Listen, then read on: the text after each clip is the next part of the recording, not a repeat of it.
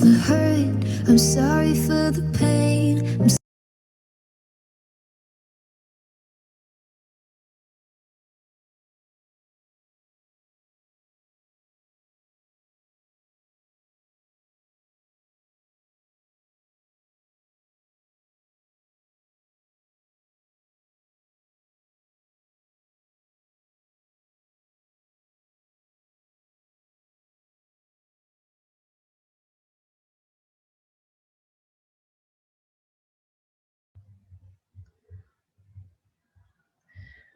Buenos días, mi nombre es Daniela Rodríguez y voy a ser la moderadora de la siguiente charla. Muchas gracias a todos por estar acá. A continuación, vamos a dar inicio con la charla traída desde Holanda, titulada Desarrollo de antivirales utilizando nanoanticuerpos y supergomas bacterianas por el doctor Eric Bermúdez, farmacéutico investigador de la Escuela de Farmacia de la Universidad de Costa Rica. Realizó sus estudios de farmacia en la Universidad de Costa Rica. Actualmente es estudiante de doctorado en Wageningen University. Fue premiado en Holanda con el Virology Goldbach A&C Thesis Prize en el 2018 por desarrollar complejos de nanoanticuerpos con la ayuda de supergomas bacterianas, las cuales son capaces de neutralizar virus altamente perjudiciales. Cuenta con una maestría en biotecnología, con una especialización en biotecnología médica de la Universidad de Wageningen en Holanda, donde se graduó con distinción cum laude. Además, ha realizado pasantías en Gutis, Costa Rica, y la maestría en el Departamento de Tecnología y Biomedicina de la Universidad Técnica de Dinamarca.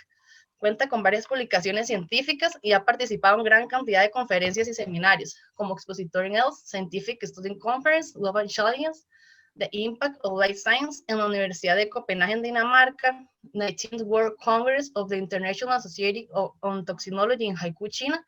Además, presentó un póster investigativo en World International Symposium Venus en Oxford, Reino Unido. En caso de que alguna persona tenga alguna pregunta, recuerden que deben utilizar el botón llamado preguntas y respuestas, que aparece en su pantalla, en donde deberán escribir la pregunta y al final de la charla se estará dando respuesta hasta donde el tiempo lo permita. Adelante, doctor.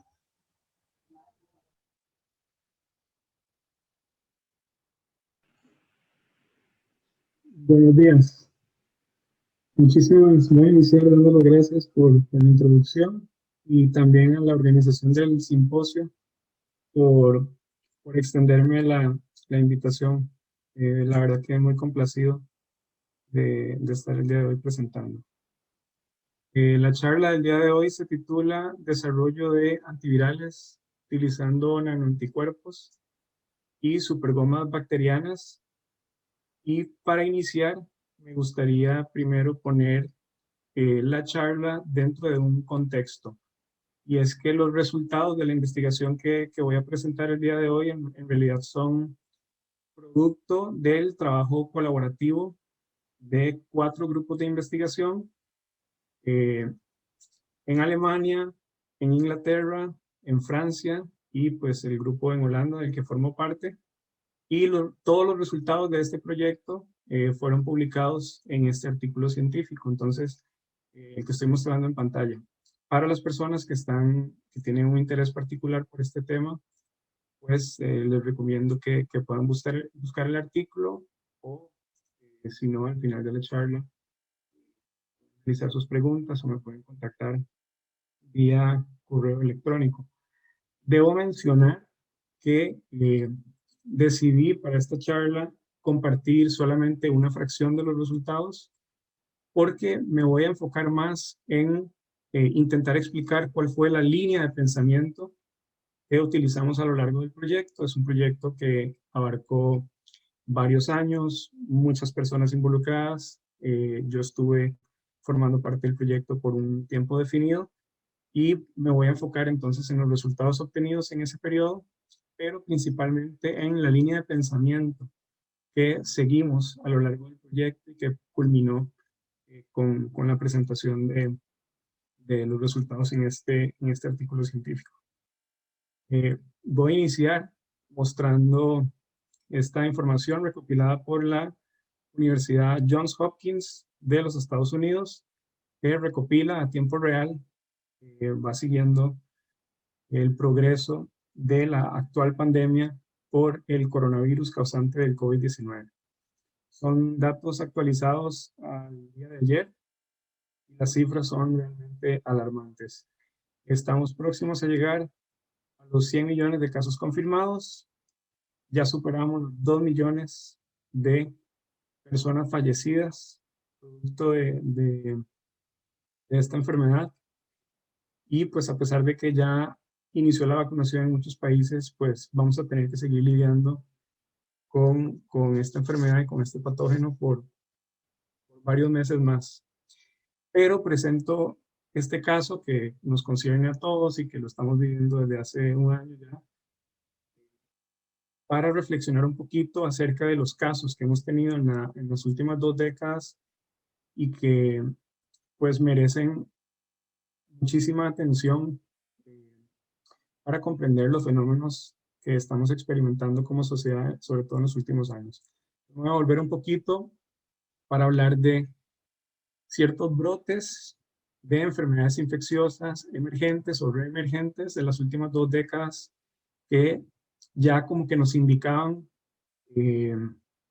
lo que se podía venir a futuro y lo que estamos sufriendo en este momento y lo que muy posiblemente tengamos que lidiar en los próximos años. Entonces, en el 2012-2013 apareció el brote por otro coronavirus, el coronavirus causante del síndrome respiratorio del Medio Oriente. Esos son datos de la Organización Mundial de la Salud, un virus que se detectó en Arabia Saudita y pues que ya se han reportado casos en 24 países distintos. El pico del brote se dio en estos 2 años, 2012 y 2013, pero vean que a lo largo de toda la década en realidad se han seguido reportando casos. Poco más de 2.500 personas como casos confirmados y una letalidad sumamente alta de aproximadamente un 33%. Entonces, por suerte, pues el brote de este virus no se extendió como lo está haciendo este coronavirus, el actual coronavirus, pero vean que la letalidad de este virus ya nos indica qué tan grave puede ser la situación, aun y cuando el virus no es capaz de transmitirse muy eficientemente. Si nos vamos un poquito más atrás, tal vez un brote que tuvimos más de cerca, porque ese sí se extendió a lo largo de todo el globo, fue el brote de la influenza H1N1, principalmente el 2009 y 2010. Acá pueden ver un mapa de distribución. Y que solo en los Estados Unidos se confirmaron más de 60 millones de casos y alrededor de 12.000 fallecidos. Y si nos vamos un poquito más atrás, a inicio de los 2000, tenemos el primer gran brote por el primer virus SARS, causante del síndrome respiratorio agudo severo del 2002-2003, un virus que apareció por primera vez en China y que contabiliza aproximadamente 8.000 casos confirmados, casi 1.000 fallecidos y pues también se ha distribuido en aproximadamente 29 países. Y quise recordar estos ejemplos solamente para ejemplificar que ya estos brotes nos indicaban lo que se venía en el futuro y que debemos prestar muchísima atención a las enfermedades infecciosas emergentes, reemergentes y cómo las condiciones que como sociedades estamos experimentando pueden llegar a afectar y a incidir en que cada vez más brotes se estén presentando. Y eso tiene que ver con el incremento en la densidad poblacional, tiene que ver con calentamiento global, que favorece que algunos vectores de estas enfermedades aparezcan en países en donde antes no podían sobrevivir, etc. Y el fenómeno que se da entonces es el del salto, por así llamarlo, de patógenos entre distintas especies de animales y humanos, y muchas veces ese salto pues ocurre en el caso de los coronavirus a través de vías respiratorias y en el caso de muchos otros virus como el Zika, el dengue, a través de vectores principalmente mosquitos, pero también roedores. El proyecto de investigación que estoy presentando formó parte de una iniciativa conocida como SAPI, era un proyecto europeo, la iniciativa para la preparación y anticipación de zoonosis, cuyo objetivo general era establecer plataformas para el desarrollo expedito de estrategias de control, entiéndase vacunas y terapias, contra enfermedades zoonóticas emergentes con el potencial de causar una pandemia.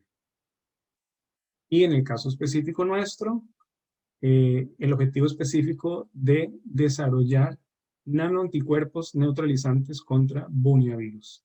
Vean que acá decidí resaltar estas 3 palabras que me parecen sumamente importantes para el desarrollo de la charla. Y las voy a ir explicando poco a poco. Plataformas, nanoanticuerpos, buniavirus, y todavía no aparece por acá, pero por supuesto las supergomas bacterianas. Ahora bien, ¿por qué buniavirus? Bueno, desde hace algunos años la Organización Mundial de la Salud tiene grupos de expertos que se dedican a analizar cuáles son los patógenos responsables de causar enfermedades con potencial pandémico y elabora listas priorizadas. Y esas listas priorizadas tienen el objetivo de resaltar para cuáles enfermedades resulta esencial destinar recursos para la investigación y el desarrollo. Y hablamos de buniavirus porque en esa lista priorizada, la lista más actualizada, podemos encontrar 3 de ellos. Tenemos el virus causante de la fiebre hemorrágica de Crimea-Congo, el virus causante de la fiebre Lassa y el virus causante de la fiebre del Valle Rift. Es probable que estas enfermedades o estos virus no resulten tan familiares, pero si bien es cierto, en otras regiones del mundo ya hay pequeños brotes de estas enfermedades y todo indica que tienen el potencial de ocasionar una pandemia y se les debe prestar especial atención. Ven que en la lista actualizada de la Organización Mundial de la Salud ya aparece el COVID-19, por supuesto, y otros virus que probablemente reciban más atención mediática, como el virus del ébola, los 2 coronavirus que ya causaron brotes en décadas pasadas, el virus del Zika. Importante también resaltar que en la lista siempre ha aparecido algo denominado como la enfermedad X. Y la razón por la que se decide incluir ese término de enfermedad X es porque ya se preveía desde años anteriores que iba a aparecer algún patógeno nuevo para la humanidad con el potencial de causar una pandemia. Ya sabemos que ese primer patógeno X es el coronavirus causante del COVID-19, y a pesar de que ya el COVID-19 está aquí incluido, debemos seguir incluyendo más enfermedades X porque es un hecho que van a aparecer.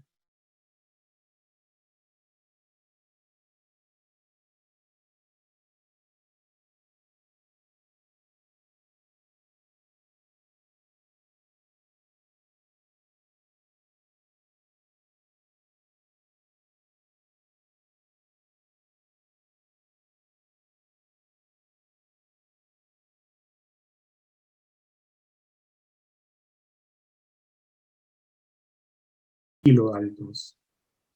Nosotros, los humanos y muchos otros animales, producimos este tipo de anticuerpos IgG como respuesta a infecciones y son un componente esencial de la respuesta inmune. A diferencia nuestra, hay otros animales como los camellos y las llamas y algunas especies de tiburón que producen un tipo especial de anticuerpos, conocidos como anticuerpos de cadena pesada. Y como lo indica su nombre, estos anticuerpos carecen de una cadena ligera. Entonces tienen un peso molecular ligeramente menor de aproximadamente 90 kilovaltos. En estos dos extremos de las cadenas pesadas de estos anticuerpos, encontramos la región variable de la cadena pesada, o VHH, o anticuerpos de dominio simple. Esta región pequeñita de acá es la sección más pequeña de un anticuerpo que todavía retiene la capacidad de unirse a su antígeno. Es decir, es la molécula más pequeña derivada de un anticuerpo que todavía podría ser funcional por sí sola. Y a esta región es a la que se le conoce como nanoanticuerpo. Y su nombre precisamente deriva de su pequeño tamaño. Entonces, a diferencia de un anticuerpo convencional que ronda los 150 kilodaltons, un nanoanticuerpo es unas 10 veces más pequeño, solamente 15 kilodaltons. Y ese pequeño tamaño es lo que le otorga muchas ventajas con respecto a un anticuerpo convencional. Los nanoanticuerpos son altamente solubles y son más estables que un anticuerpo convencional. Tienen la capacidad de reconocer epítopos crípticos o únicos, y eso está indicado en esta figura. Eso quiere decir que por su pequeño tamaño es capaz de reconocer sitios en los que un anticuerpo convencional no cabría. Entonces son muy versátiles. Tienen alta biodistribución y finalmente pueden ser producidos en microorganismos, entiéndase bacterias, mientras que un anticuerpo convencional normalmente puede producirse en cultivo celular animal, que resulta mucho más complejo y mucho más caro. Eso sí, ese pequeño tamaño de los nanoanticuerpos también,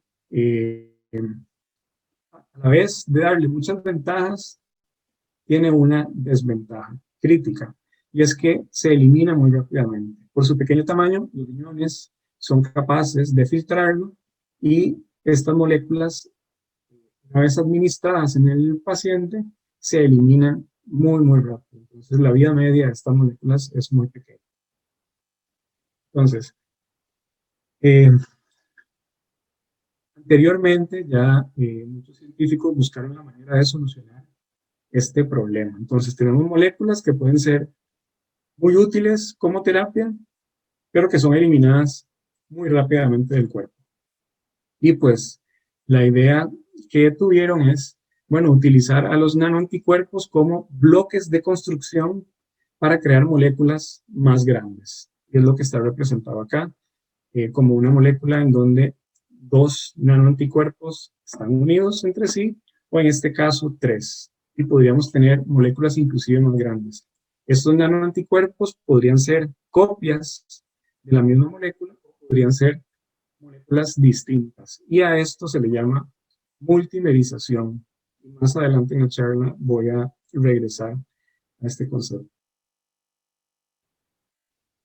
Ahora sí, ya introdujimos un poquito los buniavirus, expliqué qué son los nanoanticuerpos, y la tercera palabra que había resaltado al inicio era plataforma o estrategia. Y acá lo que quiero es simplemente compartirles qué estamos entendiendo nosotros por plataforma o por estrategia. Nosotros entendemos por plataforma a un sistema que sea lo suficientemente versátil para desarrollar, en nuestro caso, terapia contra un virus que de momento no conozcamos. Es decir, estamos estudiando distintos ejemplos de buniavirus con la intención de crear un sistema para que cuando aparezca un buniavirus nuevo, estemos en la capacidad de desarrollar terapias y vacunas de manera muy rápida. Entonces, a eso me refiero con plataforma, un sistema que nos permita ser versátiles y acelerar el desarrollo de terapias. Y voy a dividir esta estrategia en dos partes. Esta primera parte consta de 3 etapas. Y En nuestro proyecto la estrategia fue, bueno, utilizar nanoanticuerpos para neutralizar buniavirus, aprovechándonos de todas las ventajas que ya mencioné anteriormente. Son moléculas muy estables, muy solubles, y que permiten reconocer antígenos que anticuerpos convencionales normalmente no reconocerían.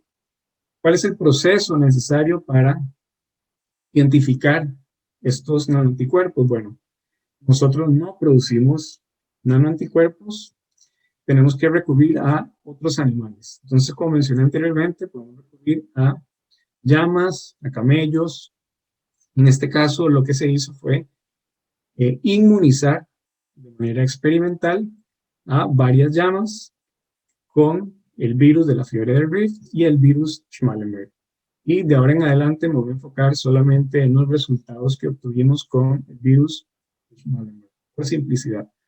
Entonces, infectamos varias llamas, la llama despierta una respuesta inmune, crea anticuerpos contra el virus, posteriormente se extrae la sangre de la llama, se extraen los linfocitos B y se procede a crear una biblioteca con una gama enorme con todos los anticuerpos que esta llama ha producido, incluidos los anticuerpos contra el virus de interés, pero también anticuerpos que la llama ha producido cuando se enfrentó a otros patógenos durante el transcurso de su vida. Y una vez que creamos esa biblioteca de nanoanticuerpos, procedemos a investigar cuáles de ellos son específicos contra el virus Schmallenberg, y si identificamos anticuerpos, pues procedemos a caracterizarlos. Ya voy a empezar a presentar un poquito los resultados y pues incluye algunas técnicas. No sé si todos van a estar familiarizados con ellos. En algunos casos voy a explicarlas brevemente. En otros casos no voy a dedicar tanto tiempo a explicarlas por una restricción de tiempo, pero si tienen alguna consulta, pues la pueden hacer al final. Nosotros utilizamos una tecnología conocida como presentación en bacteriófagos para seleccionar cuáles son los anticuerpos específicos contra el virus Schmallenberg. Esas bibliotecas que nosotros generamos en el paso previo pueden contener 10 a la 8, 10 a la 9 variantes diferentes de nanoanticuerpos, pero solamente una fracción pequeña de ellos es específica para el virus de interés. Nosotros realizamos el proceso y encontramos más de 100 clones positivos. Posteriormente se determina la secuencia de aminoácidos de estos nanoanticuerpos y por similitud de la secuencia, nosotros los clasificamos en 6 grupos diferentes. Y de cada uno de esos 6 grupos decidimos escoger un nanoanticuerpo para proceder con el proyecto. Y en las diapositivas en donde muestro resultados, pues van a ver que nos referimos a estos nanoanticuerpos como con un número consecutivo simplemente de nanoanticuerpo 9 a número 14. Primeros pasos para la utilización de estos nanoanticuerpos. Producción y caracterización a nivel de laboratorio. Entonces, como mencioné previamente, estos nanoanticuerpos pueden ser producidos en bacterias o en levaduras. Nosotros escogimos levaduras. Posteriormente se lleva a cabo un proceso de purificación cromatográfica y finalmente un proceso de intercambio de buffer para mantener a estos nanoanticuerpos en disoluciones que sean estables y que permitan trabajar con ellos para tests posteriores. Procedemos a la caracterización. Entonces, en ciencia siempre vamos a preferir verificar cada una de las etapas que estamos llevando a cabo para asegurarnos que las cosas van progresando de cierta forma, y si las cosas no van saliendo de manera correcta, pues realizar ajustes. Entonces, el primer paso de caracterización es utilizando una técnica conocida como SDS-PAGE, en el que vamos a poder confirmar el peso molecular de los nanoanticuerpos y la pureza. Entonces acá esperábamos obtener bandas para cada uno de estos nanoanticuerpos cercanas a los 15 a 20 kilodaltons, que es el peso molecular aproximado teórico de los nanoanticuerpos, e idealmente sin ninguna otra banda de impurezas luego del proceso cromatográfico, para asegurar que lo que tenemos en nuestros tubos de ensayo son únicamente los nanoanticuerpos y no ninguna otra sustancia. Bueno, se produjeron los nanoanticuerpos en levaduras, se purificaron, aseguramos que tenían peso molecular indicado, tenían suficiente pureza para proceder, y el siguiente paso es confirmar que luego de que los nanoanticuerpos fueron producidos en las levaduras, todavía retienen su capacidad de reconocer a la proteína de interés. ¿Cuál es la proteína de interés nuestra? Bueno, la glicoproteína en la superficie del virus. Y para evaluar esa capacidad de unión del anticuerpo a la proteína, pues utilizamos un ELISA indirecto, utilizando como antígeno pues, la glicoproteína del virus. Entonces acá a la izquierda lo que tenemos nada más es una versión ampliada de la glicoproteína de superficie, que tiene esta estructura tridimensional, y a la derecha los resultados de la ELISA, en donde comprobamos que los nanoanticuerpos que seleccionamos y que sintetizamos, pues muestran una curva de dosis respuesta esperada, que nos indica que el nanoanticuerpo es capaz de unirse a la proteína de interés. Eso no quiere decir que el nanoanticuerpo tiene capacidad de neutralizar el virus. Solamente nos indica que tiene capacidad de reconocer a la glicoproteína de interés. Esta es otra representación de la estructura tridimensional y la estoy utilizando acá porque el siguiente paso en nuestra investigación era mapear cuál parte exactamente de esta glicoproteína era la que los nanoanticuerpos reconocían. Entre mejor podamos caracterizar nuestro producto, más satisfechos vamos a estar. Entonces, no nos bastaba con nada más saber que reconocía la glicoproteína, pero queríamos saber cuál de estas partes de la glicoproteína estaba siendo reconocida por los nanoanticuerpos. Para llevar a cabo estos estudios utilizamos una combinación de una ELISA por competición y posteriormente estudios de cristalografía de rayos X.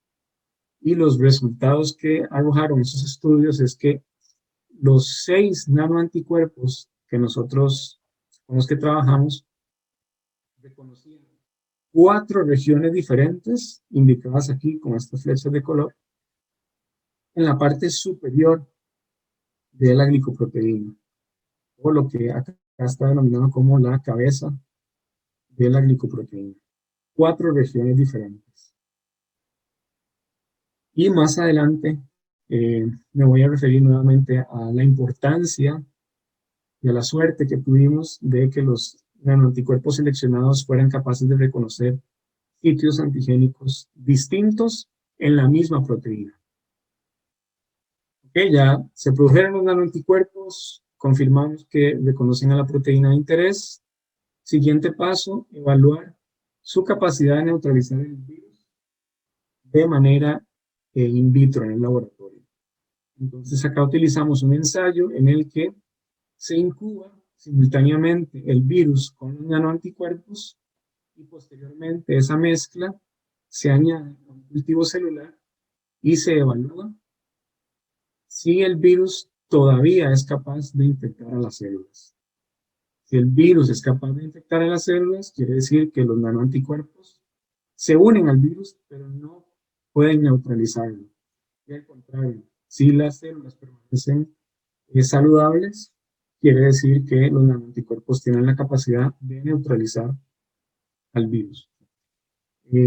Esta es la primera diapositiva en donde presento esta matriz, entonces voy a aprovechar para explicar cómo la vamos a interpretar.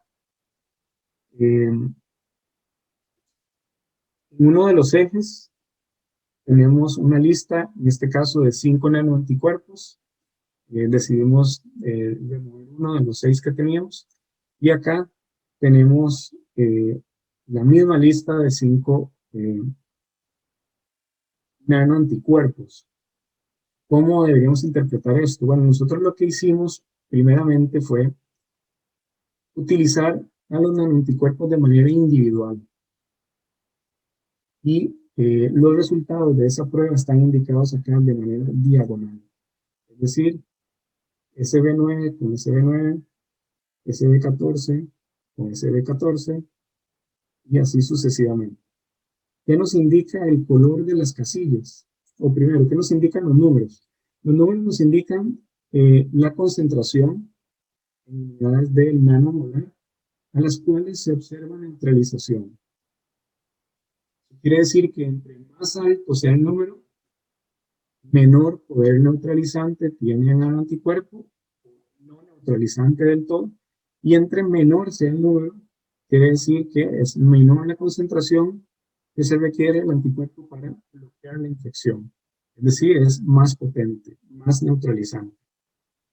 Y a cada una de estas casillas, entonces, se le asigna un código de color.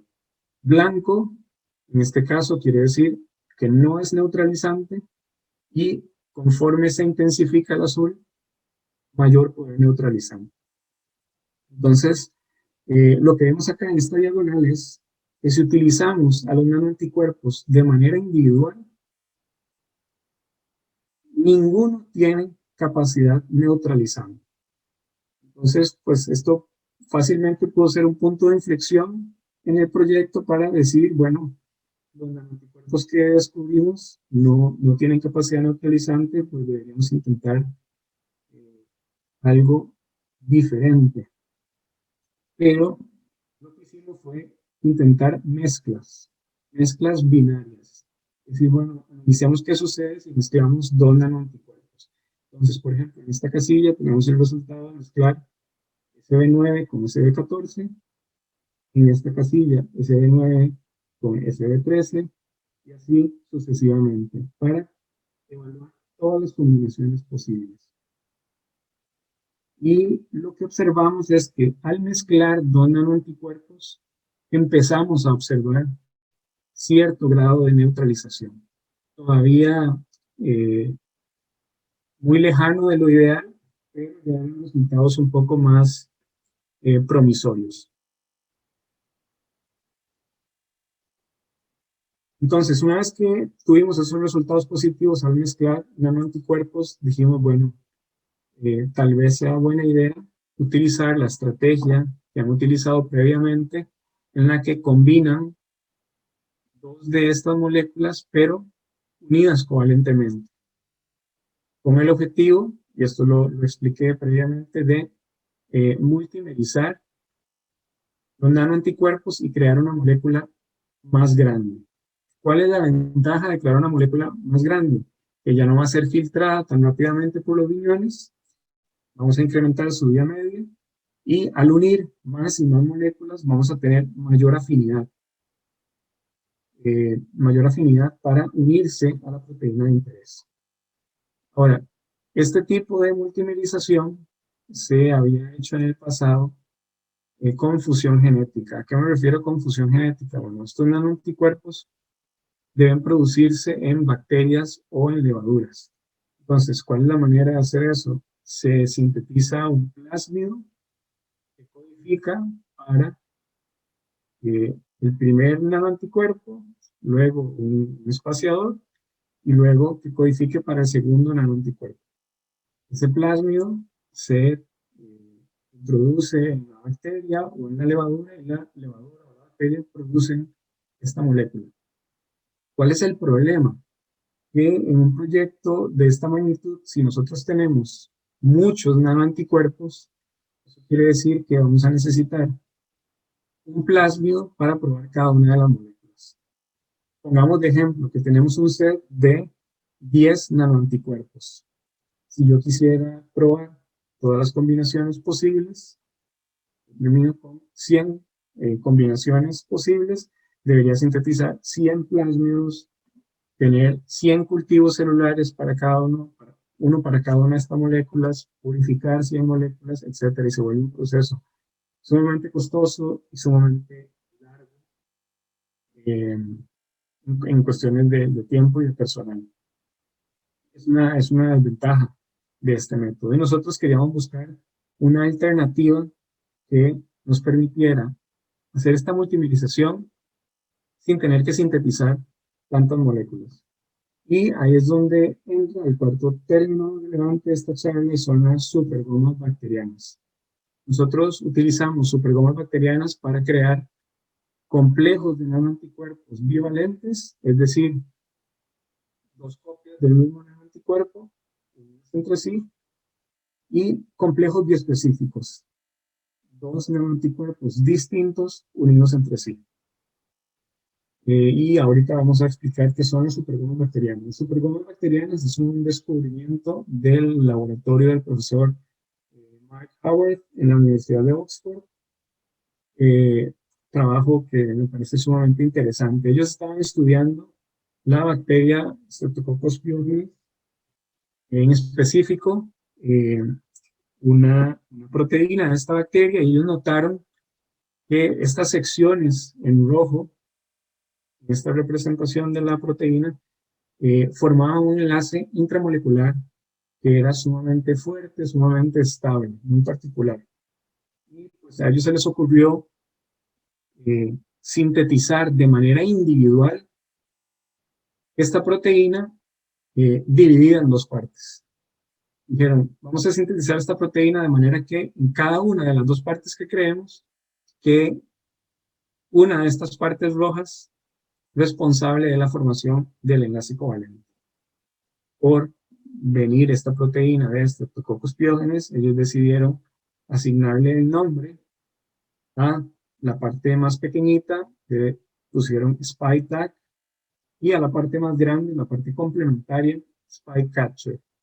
Ellos sintetizaron estas dos proteínas y dijeron, bueno, vamos a mezclarlas en un tubo de ensayo y vamos a analizar qué es lo que sucede. Bueno, sucedió lo que ellos esperaban. Sucedió que al mezclar estas dos proteínas, sin importar que estaban separadas, los residuos representados en rojo en la figura anterior iban a formar un enlace covalente de manera espontánea. Y el hecho de la formación que se dé la formación de este enlace covalente, bueno, abre muchas posibilidades para crear nuevas arquitecturas proteicas. ¿Por qué? Porque abre la posibilidad de que uno sintetice una proteína o dos proteínas que uno quiere que estén unidas. A una de ellas le pone el spike tag y a la otra le pone el spike catcher, y cuando las combine, pues estas dos partes de la proteína van a formar el enlace covalente y mis dos proteínas de interés van a resultar unidas. Ellos profundizaron en el estudio de estas supergomas bacterianas y, bueno, caracterizaron la cinética de la formación de este enlace y se dieron cuenta que el enlace se formaba con alto rendimiento en pocos minutos. Desde 15 minutos ya se reconstituía el enlace covalente. Lo probaron a bajas temperaturas, a temperatura ambiente, a altas temperaturas. Funcionaba con buena eficiencia. Probaron a pHs neutros, pH ligeramente ácido, ligeramente básico. Funcionaba. Probaron la reacción en distintos buffers, funcionaba. En presencia de distintos detergentes, funcionaba. La verdad que es una herramienta muy útil, porque el enlace que se forma es espontáneo, es específico, es irreversible y con un alto rendimiento. Ocurre a un rango amplio de pH, a un rango amplio de temperatura, con buffers de distinta composición. Por suerte, ellos siguieron investigando proteínas similares en otras bacterias y encontraron más supergomas bacterianas. La primera que les mencioné, de Streptococcus pyogenes, Spike Tag y Spike Catcher, Y en los años siguientes, pues ellos fueron descubriendo más pares de supergomas bacterianas, y para esta presentación pues, resulta relevante este otro par descubierto en Streptococcus pneumoniae, al que denominaron SnoopTag y SnoopCatcher. Más ventajas de estas supergomas: no hay reacción cruzada entre estos pares y además tienen una cinética diferenciada, lo que permite utilizarlos para el ensamblaje controlado de proteínas. Ya que les presenté el concepto de las supergomas bacterianas, vamos a proceder a la segunda parte de la estrategia y con lo que termina el desarrollo de nuestro proyecto. Entonces, nosotros descubrimos nanoanticuerpos capaces de reconocer al virus. Si los utilizábamos individualmente, no funcionaban. Si los utilizábamos en combinaciones binarias, funcionaban relativamente bien. Y nos preguntamos si al unir dos nanoanticuerpos podíamos obtener un mejor resultado. Y eso fue exactamente lo que hicimos. Y posteriormente creamos los complejos y los evaluamos tanto en el laboratorio como en modelos animales. Entonces, para ahondar un poquito más en la formación de estos complejos de nanoanticuerpos, utilizamos una molécula conocida como polipéptido similar a la elastina, y la utilizamos como un linker, como un método para unir dos nanoanticuerpos. ¿Cómo lo hicimos? A cada uno de los lados de esta molécula le pusimos un SnoopCatcher y un SpikeCatcher. ¿Qué hicimos posteriormente? Sintetizar los nanoanticuerpos, uno de ellos con el SnoopTag y el otro con el SpikeTag. Mezclamos los dos nanoanticuerpos con el linker a temperatura ambiente por 3 horas, y de manera espontánea lo que obteníamos era un complejo con dos nanoanticuerpos. ¿Cuál es la ventaja para retomar algunos conceptos que expliqué previamente? Es que esta estrategia es modular. En el ejemplo anterior yo les mencioné qué sucedía si teníamos que analizar un set de 10 nanoanticuerpos. Quiero probar combinaciones binarias, termino con 100 combinaciones posibles y eso me dificulta mucho mi trabajo. Mientras que con esta estrategia yo solamente tengo que sintetizar para un set de 10 nanoanticuerpos 20 moléculas. Los 10 nanoanticuerpos con el SnoopTag, los 10 nanoanticuerpos con el SpikeTag. Una vez sintetizo el linker y luego puedo hacer esta reacción muy sencilla, poco tiempo, pocos recursos, y obtener complejos en todas las combinaciones posibles. Procedimos a formar entonces todas las combinaciones posibles con un set de 5 nanoanticuerpos con los que nosotros trabajamos y realizamos el ensayo de neutralización in vitro. Entonces, esos son los resultados que presenté previamente acá a la izquierda. Utilizados individualmente no neutralizan y algunas combinaciones son capaces de tener una neutralización moderada. Cuando probamos la capacidad neutralizante de los complejos, lo que nos enteramos, y ven que es muy sencillo verlo acá, esta matriz se convirtió prácticamente en azul, es que ya muchos complejos tenían una muy buena capacidad neutralizante. Eso quiere decir que el incrementar el tamaño de la molécula también favoreció la potencia neutralizante de los nanoanticuerpos. Iniciamos con un linker de una longitud determinada y dijimos, bueno, ¿qué sucede si probamos con linkers de distinta longitud? Porque puede ser que eso tenga algún efecto en la manera en que se une al virus. Esos resultados ya los voy a presentar más adelante. La otra conclusión muy importante de estos resultados es que los mejores complejos neutralizantes son los que combinaban dos nanoanticuerpos distintos. Y aquí voy a retomar entonces la información que presenté previamente, en donde mencioné que el set nuestro reconocía 4 sitios diferentes. Y la verdad, pues tuvimos mucha suerte porque nos daba entonces muchas opciones para probar. Y pues incrementaba la oportunidad de que el proyecto funcionara. A la hora de, si uno piensa esto en el contexto de seleccionar cuál es la mejor molécula, pues toda esta información es muy relevante. En el momento que yo tenga que ir a un ensayo en animales, pues no va a ser ético probar todas estas combinaciones cuando ya en el laboratorio nos encontramos que algunos parecieran no funcionar. Entonces, eh, actualmente se quiere reducir mucho el uso de animales de laboratorio, entonces nosotros buscábamos seleccionar la mejor combinación de nanoanticuerpos para ir a el estudio en animales. Como les mencioné, probamos linkers de distinta longitud y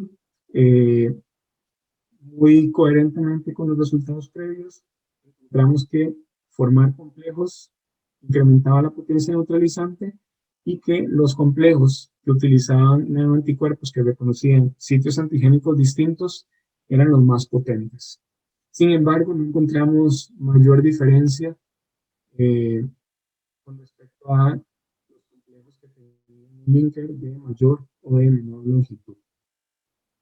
Finalmente fuimos al ensayo in vivo para evaluar la eficacia, en este caso un modelo de ratones, en donde se le administraba al ratón los complejos de nanoanticuerpos, posteriormente se infectaban con el virus y se monitoreaban en este modelo en específico, pues 2 de los parámetros más importantes para evaluar es el mantenimiento del peso corporal y la mortalidad, porque es un modelo letal.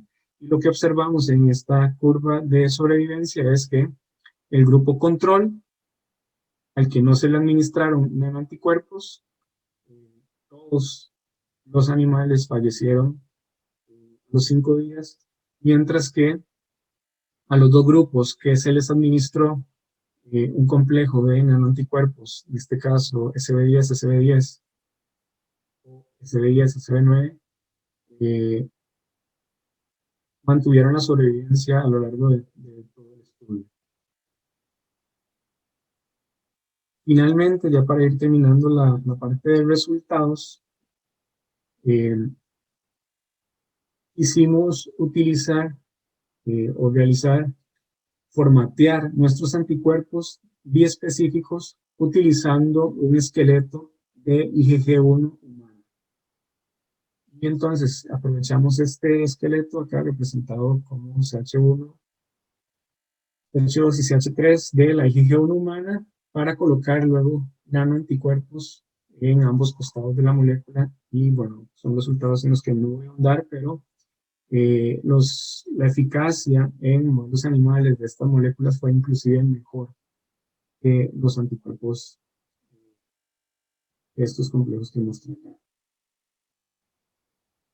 Para ir cerrando, voy a aprovechar para mencionar una aplicación adicional de las supergomas bacterianas, con el objetivo de volver al concepto de las plataformas, y es cómo podemos desarrollar tecnología que sea aplicable en múltiples escenarios. Entonces nosotros utilizamos las supergomas para crear complejos de nanoanticuerpos, pero las supergomas bacterianas también pueden ser utilizadas para el desarrollo de vacunas. Y voy a mostrarles un ejemplo. Un tipo de vacunas que se están desarrollando en los últimos años son las vacunas denominadas partículas similares a virus. Y el concepto detrás de este tipo de vacuna es formar una estructura proteica que simule la estructura del virus para que el cuerpo y el sistema inmune la detecte, genere anticuerpos contra esta proteína, pero la partícula carece del material genético. Entonces, esta partícula no es capaz de replicar su material genético y de infectar otras células y de provocar una infección. Es una de las estrategias que se puede utilizar con como vacuna. Bueno, ¿cómo podemos utilizar las supergomas bacterianas para desarrollar vacunas? Las proteínas que forman esta estructura se autoensamblan. Entonces, científicos de otros grupos lo que han hecho es sintetizar esa proteína unida a el spike catcher. Esas proteínas se autoensamblan creando una partícula similar a un virus que tiene múltiples copias de el catcher en su superficie. Y el paso siguiente entonces es sintetizar la molécula de interés junto con el spike tag, mezclar este antígeno con la partícula similar a virus y que resulte en una partícula similar a virus que presente múltiples copias del antígeno de interés en su superficie para que sea utilizado como una vacuna. El ejemplo que les voy a mostrar es solamente uno, hay más. Escogí este artículo publicado este mes en esta revista en donde utilizan esta metodología para desarrollar una vacuna donde en la partícula similar a virus está decorada con el dominio de unión al receptor del coronavirus causante del COVID-19, con resultados muy promisorios en modelos animales, y esta candidato de vacuna pues, va un poquito detrás de las que ya se han aprobado, pero está muy pronto a iniciar ensayos clínicos de fase 1 y de fase 2. Para retomar nada más el concepto acerca de la versatilidad o de la plataforma de este sistema, ¿por qué es muy útil? ¿Por qué vale la pena perfeccionar esta técnica? Porque si el próximo año o en 5 años aparece un nuevo coronavirus o un nuevo virus, podríamos sintetizar el antígeno de interés junto con este spike tag, tener listas estas partículas similares a virus con el spike catcher y generar estas vacunas de una manera relativamente rápida y que nos permita intentar controlar el brote. Entonces, en resumen, voy llegando a la conclusión de la charla. Tenemos que los complejos de nanoanticuerpos que desarrollamos son potentes neutralizantes de buñavirus. Utilizar como blanco 2 sitios antigénicos distintos fue más efectivo. Que la selección de candidatos basada en supergomas bacterianas es eficiente. Acá me refiero a que todos los ensayos que hicimos en el laboratorio nos permitieron elegir la mejor combinación de moléculas para ir al ensayo en animal y que también fuera exitoso, que es una estrategia ampliamente aplicable, que era uno de nuestros objetivos principales. Nosotros acá hacemos un estudio de prueba de principio, demostrar que sirve y demostrar que en futuros brotes se podría aplicar a virus nuevos. Y por supuesto que nuestros resultados avancen en el desarrollo de antivirales contra buñavirus.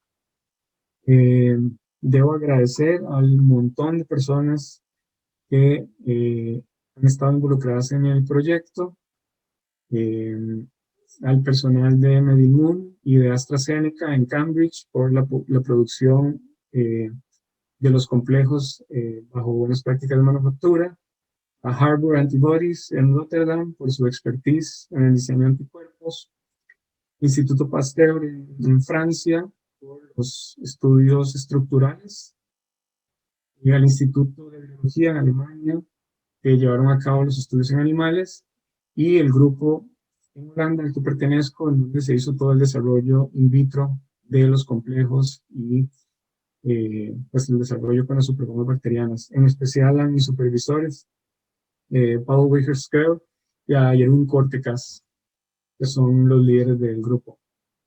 Financiamiento, sumamente importante, dar las gracias a la iniciativa para el desarrollo de medicamentos innovadores, el proyecto SAPI de la Unión Europea y a la Federación europea de industria farmacéutica, específicamente a AstraZeneca, Medellín y Boehringer Ingelheim, que patrocinaron, financiaron el estudio y estuvieron involucrados.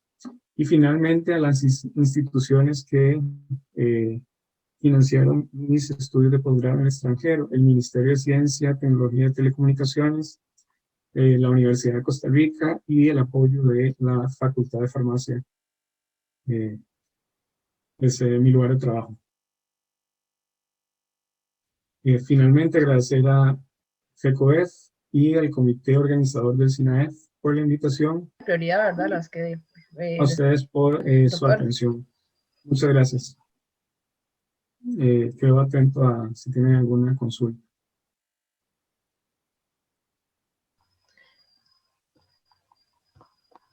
Muchas gracias, doctor. Ahora vamos a resolver algunas preguntas realizadas por los participantes, perdón.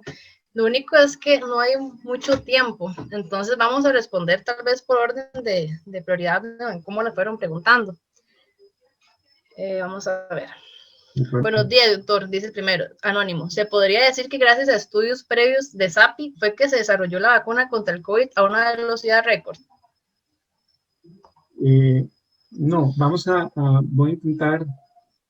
La respuesta corta es no, porque SAPI en este contexto estaba trabajando en nuestro grupo con Buniavirus y con otros grupos en España y también en Holanda con el coronavirus para el MERS y para el SARS-1 en esta tecnología, pero las vacunas contra el COVID-19 que ya han sido aprobadas por la FDA y la Agencia Europea de Medicamentos utilizan otra tecnología, son de ARN mensajero. Y para finalizar la respuesta a esta pregunta, nada más quisiera recalcar que ese concepto de plataforma, en este caso es de supergomas bacterianas, pero que en el caso de las vacunas para el COVID es de ARN mensajero, es sumamente importante, porque toda la investigación de una década previa que se había hecho para el tratamiento de cáncer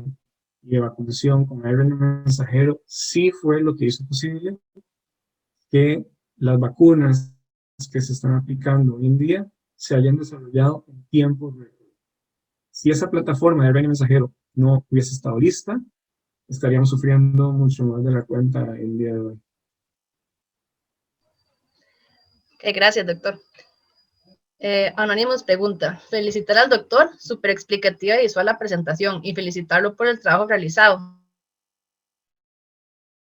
Definitivamente somos afortunados tener como usted en el país. Bueno, era pregunta, pero... Muchísimas gracias.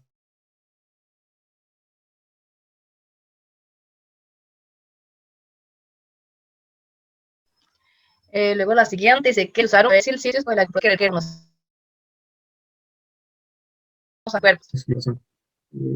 Entonces, bueno, por suerte en el 2019 el grupo del Instituto Pasteur en Francia logró cristalizar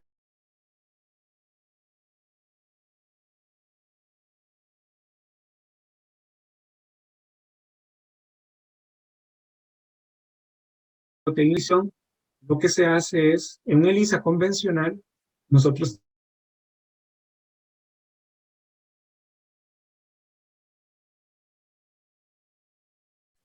en nuestra caja de análisis se añadía un nanoanticuerpo y estaríamos buscando un cuerpo competidor y posteriormente el nanoanticuerpo a analizar.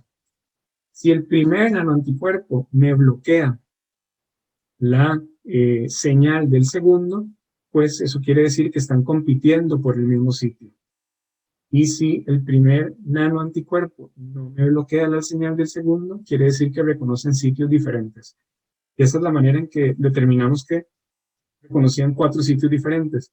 Para determinar la localización específica, tuvimos que recurrir a la cristalización de esta proteína con otros anticuerpos desarrollados por otro grupo en Alemania. Y una vez que se cristalizaron esas moléculas en complejo, ya ahí se puede determinar con muchísima precisión cuáles son los aminoácidos que están involucrados.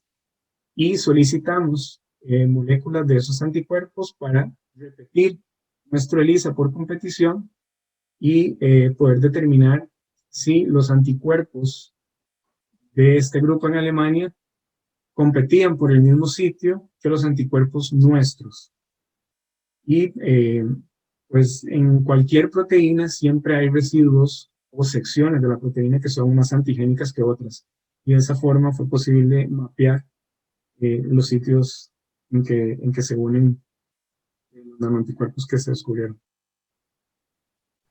Ok, gracias, doctor.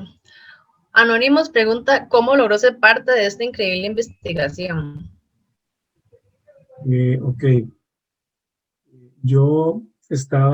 Mi participación en este proyecto se dio cuando yo estaba realizando estudios de maestría en biotecnología médica y debía seleccionar un área en específico para llevar a cabo mi tesis. Yo quise, por el interés que tenía en desarrollo de terapias y de vacunas, buscar un grupo de virología y pues lo demás, pues creo que tuve mucha fortuna de estar en el momento justo y que el grupo al que yo pertenezco formaba parte de este proyecto.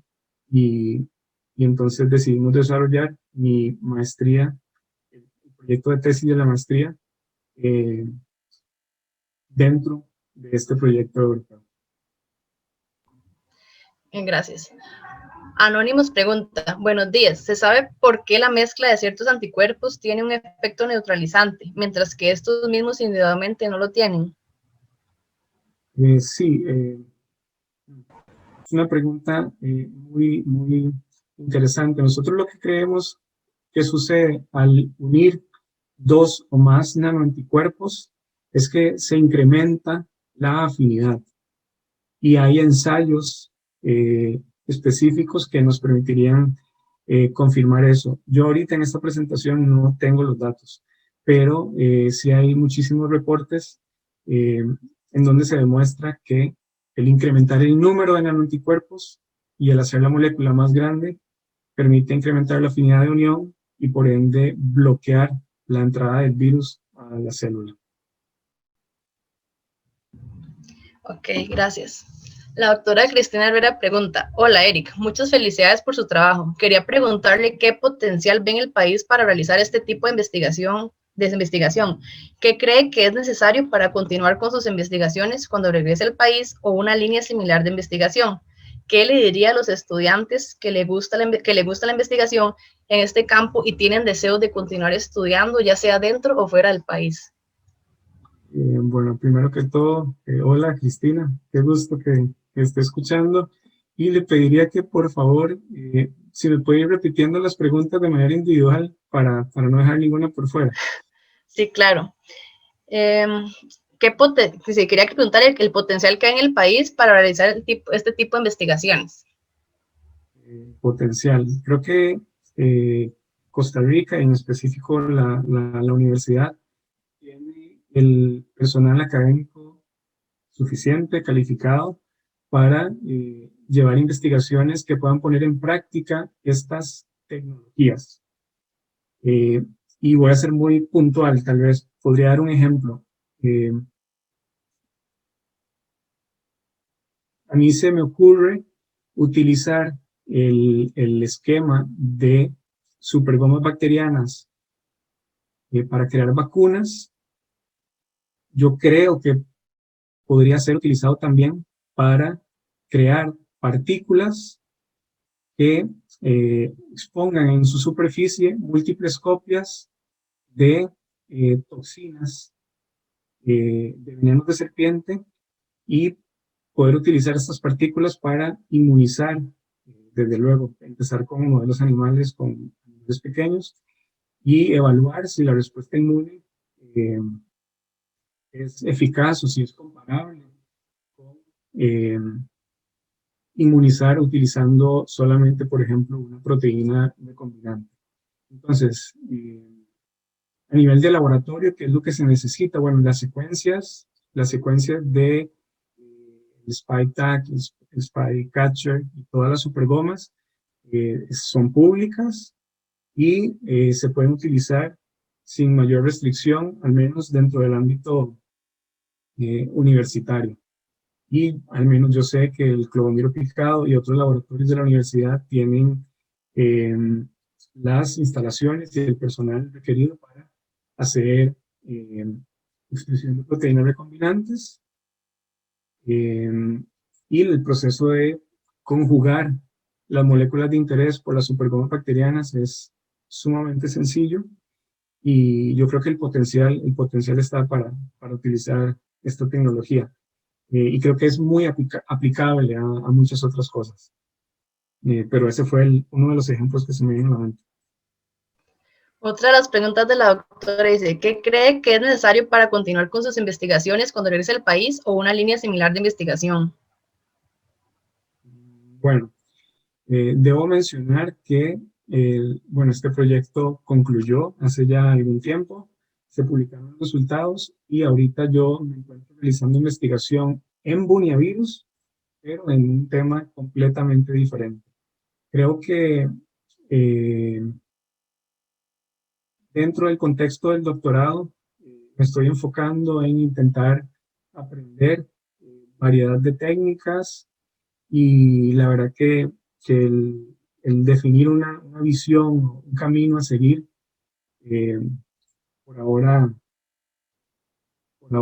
se me dificulta mencionar algo concreto, pero yo sí tengo un interés muy marcado por la parte de desarrollo de vacunas, desarrollo de terapia, sobre todo para infecciones virales, y me parece sumamente importante que yo pueda ir contactándome con otros profesionales que mantengan un interés en la misma área para intentar colaborar. Me parece vital. Y por último, la doctora pregunta, ¿qué le diría a los estudiantes que les gusta la investigación en este campo y tienen deseos de continuar estudiando, ya sea dentro o fuera del país? ¿Qué les diría? Que lo intenten, que se animen, que van a salir preparados para rendir exitosamente en el extranjero o en cualquier programa de posgrado si se lo proponen. La verdad que cuando yo me gradué de farmacia de la universidad, nunca imaginé que llegaría a estar trabajando en este tipo de proyectos o en los proyectos en los que trabajo actualmente. Entonces, los motivaría que si de verdad les interesa la investigación, si les interesa este tema, que hay oportunidades y que valen mucho la pena. Entonces, los motivaría a que persigan ese sueño, esos deseos que tienen. Y eso sería por cuestiones de tiempo. Muchísimas gracias, doctor. En serio, la charla estuvo muy, muy interesante. No, mucho gusto y muchas gracias a ustedes por la invitación y por la atención durante la charla. Muchas gracias también a todos por las preguntas. Lamentamos si por cuestiones de tiempo no es posible leerlas todas. Igual estas se van a recolectar y se van a enviar al doctor por correo y luego se van a mandar a todos. A continuación vamos a observar un pequeño video sobre preparaciones magistrales de uso veterinario preparado por Preparaciones Magistrales Farmacéuticas Prefarma, uno de nuestros patrocinadores.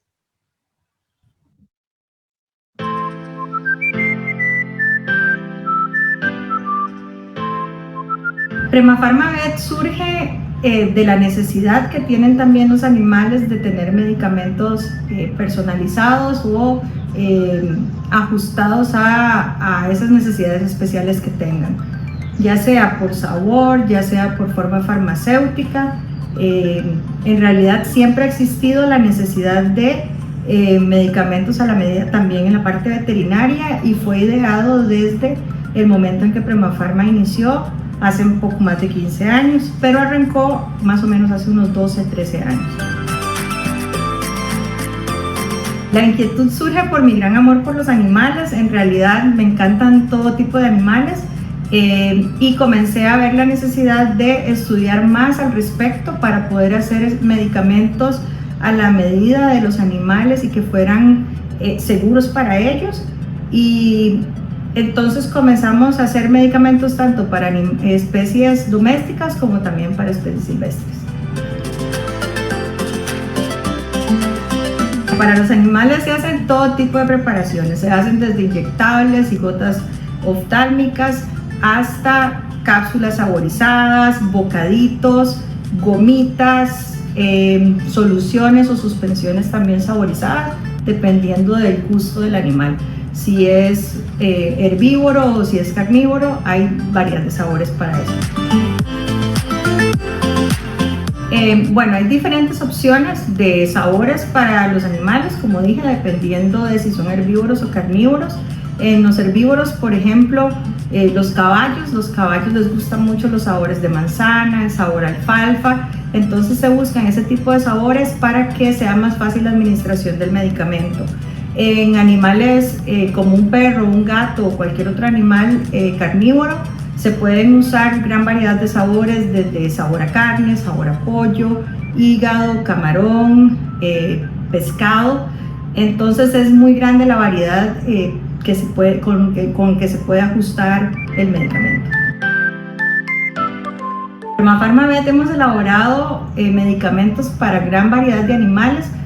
Lo más común es hacer para animales domésticos, principalmente perros y gatos, pero también hemos hecho para hurones, y en animales silvestres hemos hecho para dantas, para pumas, para monos congo, para tortugas. En realidad la variedad es igual que la necesidad.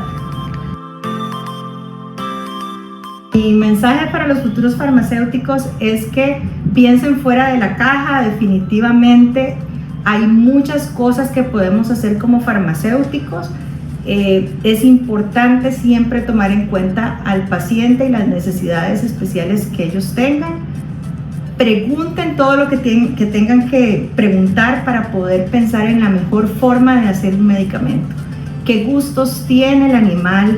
¿Qué son las dificultades que tiene la persona que le administra el medicamento? Para determinar cuál es la mejor forma farmacéutica, y también para determinar si es posible agregar un sabor o no. Y otra de las cosas que es sumamente importante es estudiar, siempre estar estudiando, actualizándose. En animales es muy importante saber qué excipientes o qué preservantes no se pueden poner para no tener un problema más adelante. Entonces, estudien mucho y piensen fuera de la caja, eso es lo más importante.